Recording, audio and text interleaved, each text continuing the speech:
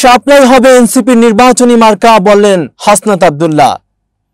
জাতীয় সংসদ নির্বাচনে জাতীয় নাগরিক পার্টির মার্কা সাপ্লাই হবে বলে জানিয়েছেন এনসিপি দক্ষিণাঞ্চলের মুখ্য সংগঠক হাসনাত আব্দুল্লাহ। রোববার 19 অক্টোবর নিজের ভেরিফাইড ফেসবুক পেজে দেওয়া এক পোস্টে এই বার্তা দেন তিনি।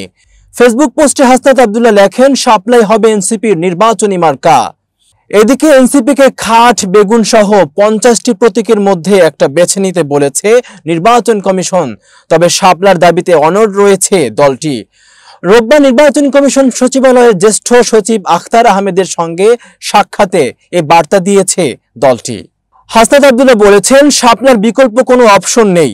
যে মার্কাগুলো অলরেডি নির্বাচন কমিশনের শিডিউলের মধ্যে রয়েছে, এগুলো কোনো নীতিমালার ভিত্তিতে শিডিউলে অন্তর্ভুক্ত করা হয়েছে, সেটার কোনো স্পষ্ট নীতিমালা নেই।